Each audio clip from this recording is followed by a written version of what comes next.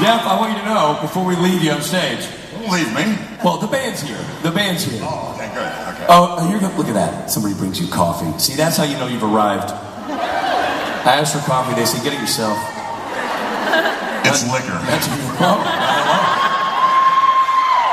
You are experiencing a supernatural convention. The only one we do anywhere that's in an actual theater. Like, we didn't just build this up like a circus. You know, this existed before we got here.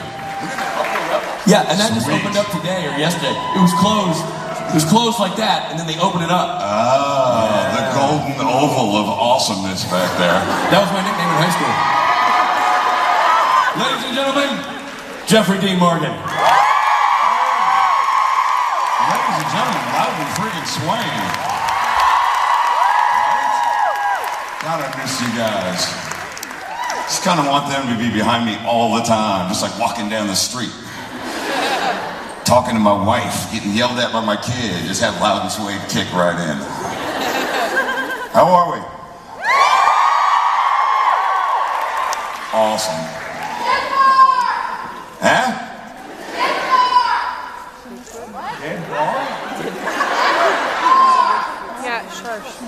10-4? I'm 50. I can't hear shit.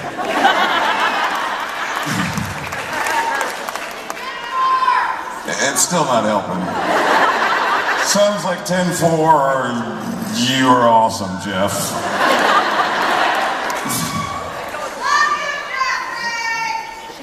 Is this how it's going to be today? What do you think? You're like seeing, I don't know, Richard Pryor? And this is cool? I'll come after you.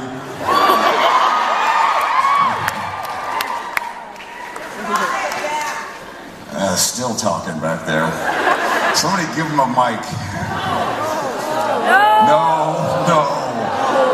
That means shut up.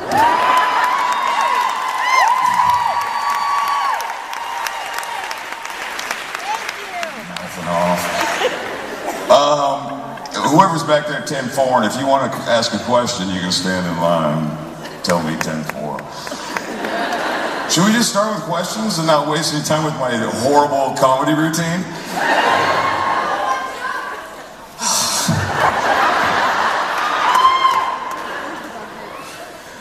Yes? Let's start with questions.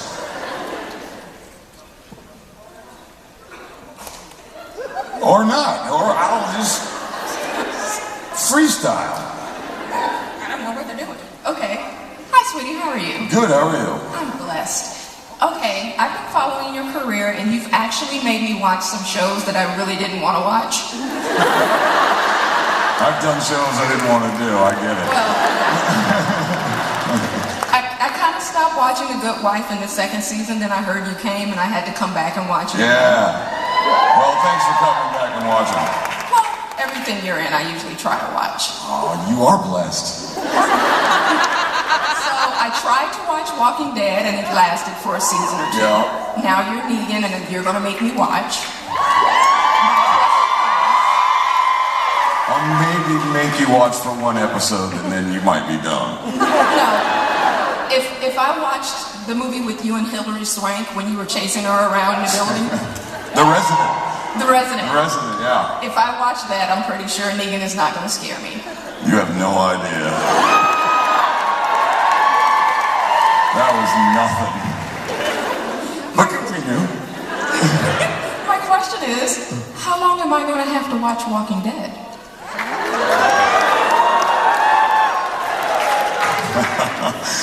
If you can get past the first episode of season 7 and still want to watch me, you can watch me for a little bit. I'm going to be there for a while.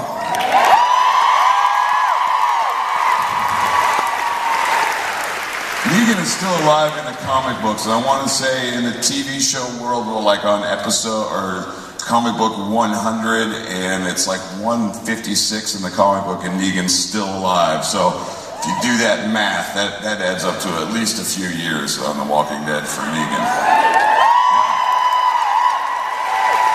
Yeah, it's cool. It's awesome. What's up? Hi. Hi. What steps do you generally take when you're preparing for a role?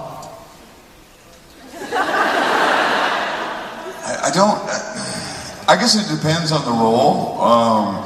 Sometimes there's no steps at all because you're just sort of thrown into something last second. If I think too much about something, I do a crappier job. I like to kind of be more spur of the moment. I went through a phase in my acting career where I thought I needed to do a lot of research, and I found that it just kind of bogged my brain down, and I couldn't kind of be free with what I needed to do. But it depends. Like sometimes if you're doing a comic book adaptation, you need to read the graphic novel. If you're doing I did a movie called Texas Killing Fields, and that was based on 2 real cops, and so I hung out with them and drove around in the back of a cop car in LA and visited some murders, and that was too much. I didn't need to do that. I could have faked that. But it depends. It just depends. Everything's a little bit different. Yeah. Did that answer that? Okay. 10-4.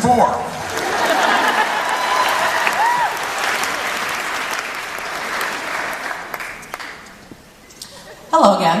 Hi. So, earlier I asked you about The Walking Dead. I'd like to ask you about your experiences on The Good Wife. I'd like you to confirm, because you know everything on that read on the internet is true, and I read that you weren't happy with the way the series ended. Yeah. Yeah. Yeah, you know, I said that kind of off the record to a guy, and then he printed it.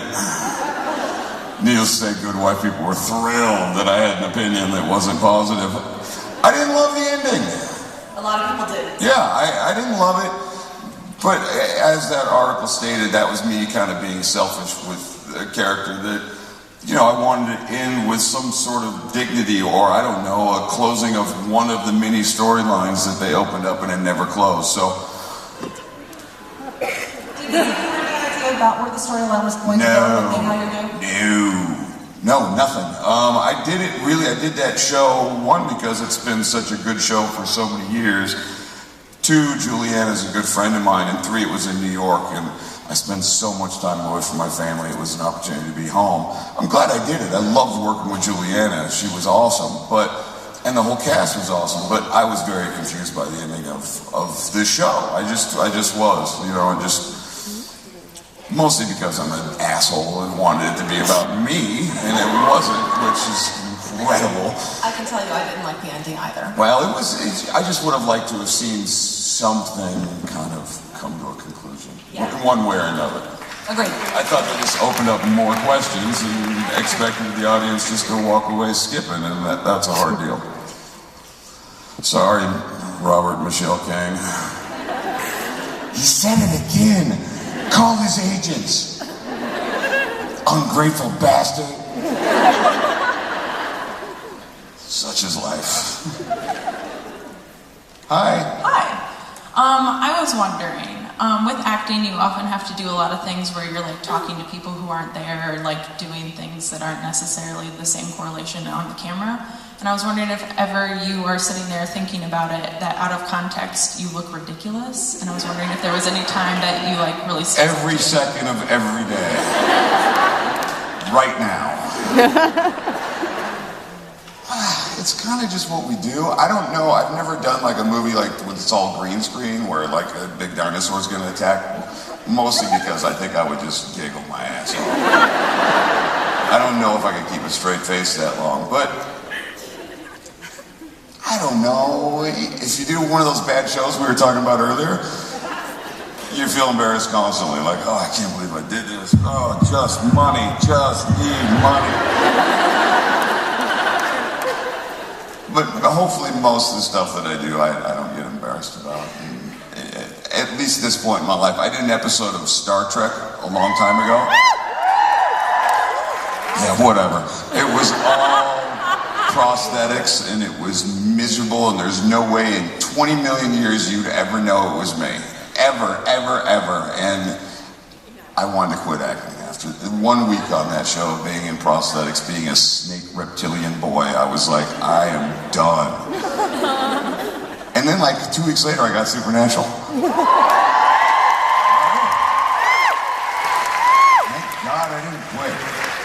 That was incredibly embarrassing and crappy. Does that answer anything, or am I just going off on tangents? Sweet. Hi. Hi. My question was, which role did you like better, playing Denny on Grey's Anatomy or John on Supernatural?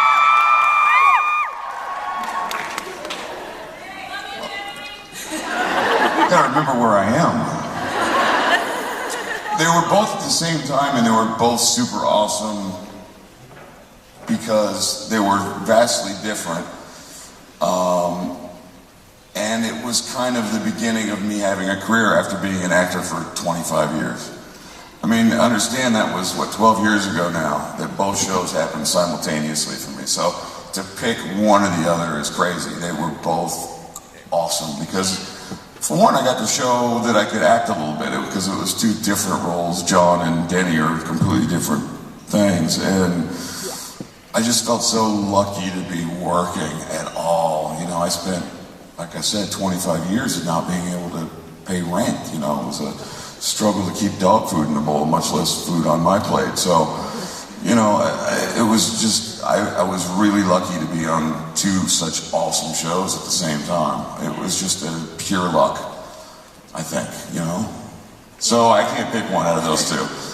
Well, I loved you on both of them. So. Thank you very much. Thank you. I love playing them both.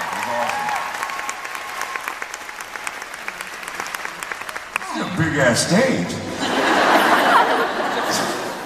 Hello. Hi. What is your favorite convention experience that you've had? Right now, that question.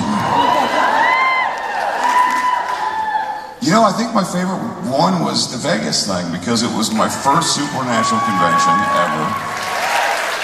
And it was just so cool to kind of meet everybody and these guys. I mean, I met a whole group of like the supernatural world that I'd never met before because I was in like season 1 and 2. So all these guys have been part of the show for 10 years. I got to meet for the first time, and that was awesome. And they're all such cool folks.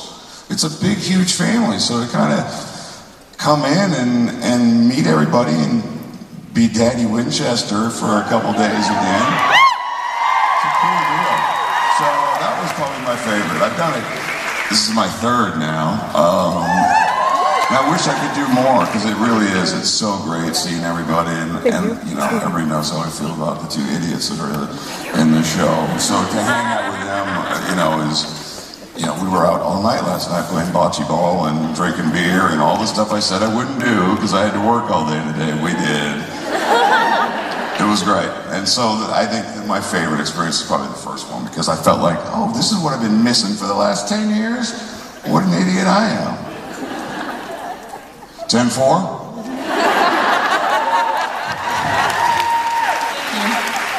Thank you very much. Hello, darling. What is up? This question is actually on behalf of my best friend, Linda. She came up with the idea. Well, where the hell's Linda? Linda May. Okay, so I got you back, Linda. we understand that the writers are the ones that come up with what you say and what you do, but from your own personal opinion, and I don't know if you have watched any of the past 11 episodes or 11 seasons, what would John's advice be to the boys with everything they've gone through now if he could have a conversation with them? I don't know. I don't know. I haven't really seen the show. Every now and again I'll catch a show and be confused about who these people are. And, I mean, I just found out last night that Samantha's back on the show. I was like, what? I saw her ass burn on the ceiling. There's no way.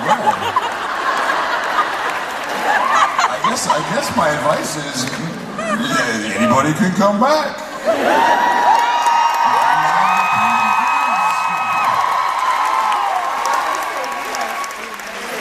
I just wanted to say, P.S., I love you. Oh, I see what you did there. Thank you very much. I love you too. I like that dress. You know what I'm going to say right back there, right? That's exactly right. Interactive experience. Hi. Hi. Okay. So I know you just said that you don't watch a show very often, or you didn't. I know, I'm horrible. So I've got it all on DVD, and someday I'll watch them all. Okay, good. But so hopefully you can answer this question, but it was... I'll lie. If Negan were to somehow enter the supernatural world, who do you think he would kill first, and why? Mark Shepard, just out of principle.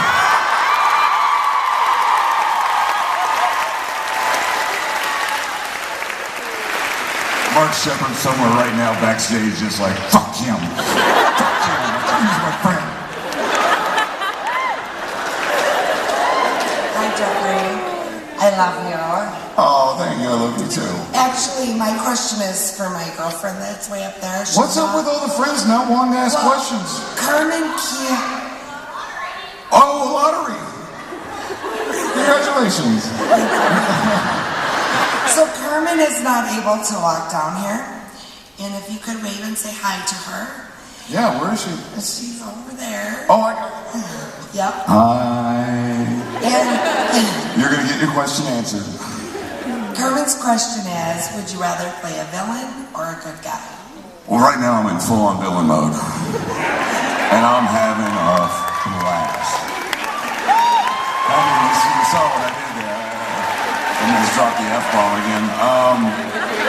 Yeah, I'm locked in right now. I'm in the middle of filming season 7. We're about midway through, so I'm full-on villain. That's why I'm not going to take any shit from people back there saying 10-4.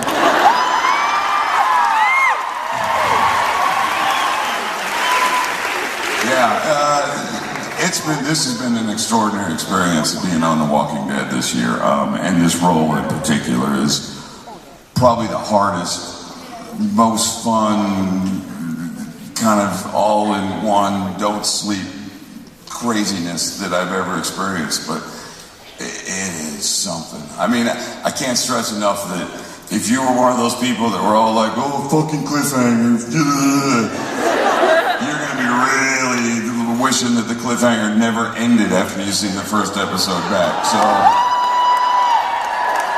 be careful what you wish for. Thank you.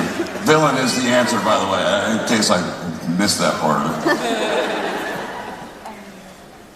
Hi, I'm asking this question for my friend Sid. What's the biggest thing you've learned from being on Supernatural? Let me ask you a question, all of you. So you won a lottery, but nobody had a question that won the lottery? Like you entered to ask a question, and now you're just asking friends questions. And I'm with someone who's a Supernatural fan. Oh, and you're not a fan. This is getting better. It is some people. All right, give me your question. What's the biggest thing you've learned from being on Supernatural? The biggest thing I've learned from being on Supernatural, and I learned it immediately in doing it, is that there are actors and people involved in our business that are super awesome people. And that's, believe it or not, that's kind of rare. That's why it's kind of so cool to be part of this and this family. It's a rare thing that you're in a group of people that you want to spend time with, that you enjoy each other's company, that are total pros, that are good at what they do. It's just a rare thing, and I think that was very inspiring to me 12 years ago. That these kids, they were friggin' kids then, you know, had their shit together as much as they did, and it so continues. I mean, we sat last night, the three of us, talking until 2 in the morning, and God, they're just awesome dudes, you know. And I think that's the most the important thing that I learned from Supernatural, is that there's really great people out there. Yeah.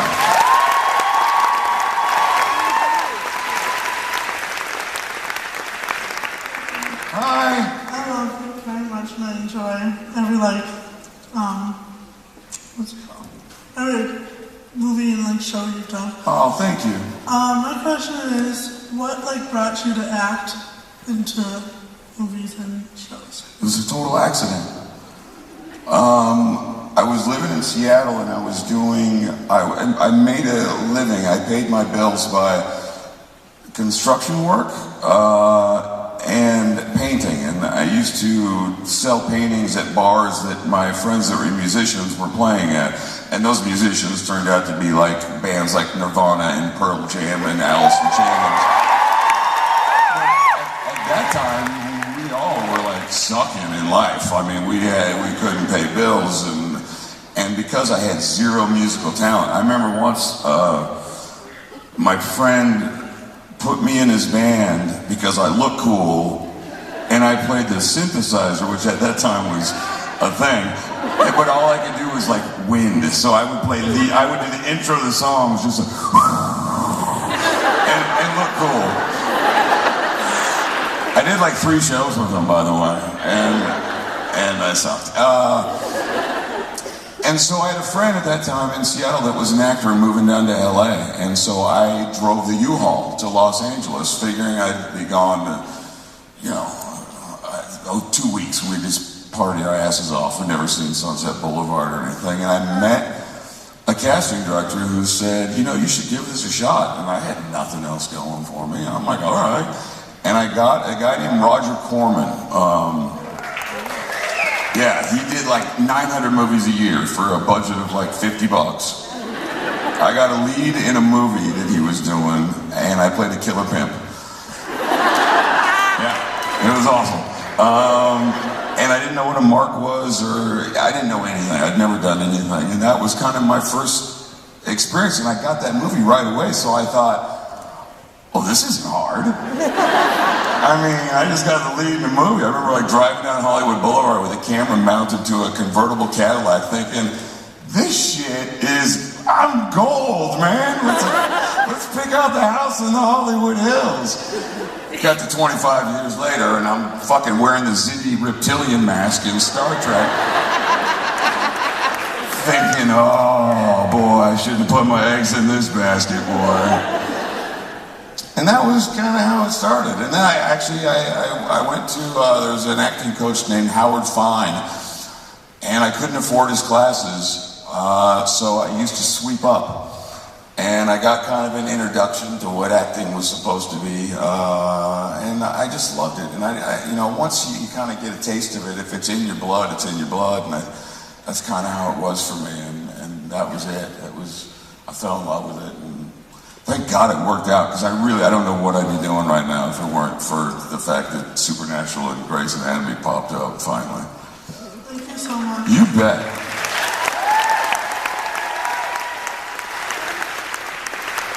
10-4. Great story, dumbass. Guy thinks he's all tough because he plays fucking Negan. Giving us shit for yelling. See, I don't even need you guys anymore. I heckle myself. Hi. So, Walking Dead fan as well. And working with Jared and Jensen is like working with giant puppies. So how does that compare to working with Norman Reedus, who's also a giant puppy? Yeah. Very similar in their puppyhood. Norman he's like my long-lost little brother. All we do is ride motorcycles. I mean, I have to work sometimes, but when I'm not working, I'm generally ditching my kid and my wife to go on a motorcycle ride somewhere. That's not a good thing. We shouldn't encourage me ditching my wife. But I can't tell you if I work with him or not. You know what I mean? Maybe I've worked with him. Maybe I haven't. Oh, listen, and the crowd turns. What? That wasn't even a possibility 5 seconds ago in my brain. I told you, if you get through 701, it's going to be something. Good luck getting through 701. Norman, off camera, is still a big cuddly teddy bear. And he's an awesome dude. Thank you. Yeah. See, I can't answer any, direct questions. That was tricky, though. Hi, I'm Heidi. Hi, Heidi. I really love Magic City, and I was just wondering if there's a role that you had to say goodbye to that you wish there was more to explore out of your whole career. Which role would that be? I think Magic City's a good one. I think John Winchester's a good one. Yeah, I've always thought that there was a lot of story that we don't know about John Winchester. And we'll see if we ever get back to it. But you probably know more about one. You know, every time I come to one of these, someone starts talking about John Winchester, and you got to remember that I died in season 2, and lots of stuff has been said about him and done, and I'm aware of a little bit of it, but I don't know exactly where John sits right now in the story and what kind of man he was. I still think there's a story to be told there, though. And like Evans, for sure. Magic City. I love playing him, and you know, we're supposed to make a Magic City movie, and I hope that someday we do. Yeah, that'd be a cool way, because I always felt like that rug got ripped out from us way too early.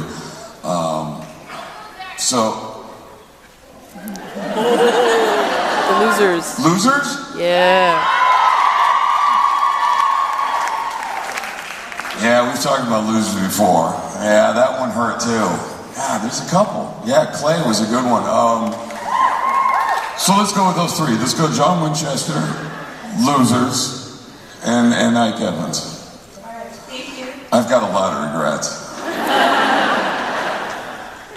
You go on and on. Why'd that end? 10-4, Morgan. Shut the fuck up. Hi, this is kind of along the same lines as that question. I was wondering if there's any book, movie, or idea that you would like to see developed, that you would like to be involved in. The one off the top of my head was a book, and this is when I was doing Grey's Anatomy, believe it or not. But it wasn't Grey's Anatomy. It was a book called Racing in the Rain. You want to read that? And I lost it in a bidding war to Patrick friggin' Dempsey. I went after the rights to the book, and little did I know that Mr. Race Car Driver did too, and guess who got it? Not the guest star, dude. And I've always thought about that book, and I know he's been trying to develop it. It's been in development hell for 10 years, but that book I liked a lot. Yeah, you'd be amazed. Every once in a while I read a book, or Hillary will read, so Hillary reads tons all the time, and so she's always like, try to get this one, and I'll call my lawyers, and I'll be like, what do you got on this book? And, you know, they're all bought up now before they even go to print. It's impossible to find anything these days, because they all get bought up, and they all sit on a shelf for 10 years, and then the rights will eventually come free, because they don't make any of them. It's just pure greed by the studio system. No one's recording this, right? Because right now I'm like digging a hole for like the studios and the Good Wife people. Just like... 10-4. Is that good enough? I don't know. Yeah, would you consider writing something yourself? Is there any idea you have that you want to develop on your own? I've had ideas a couple times in my life, and then they go away.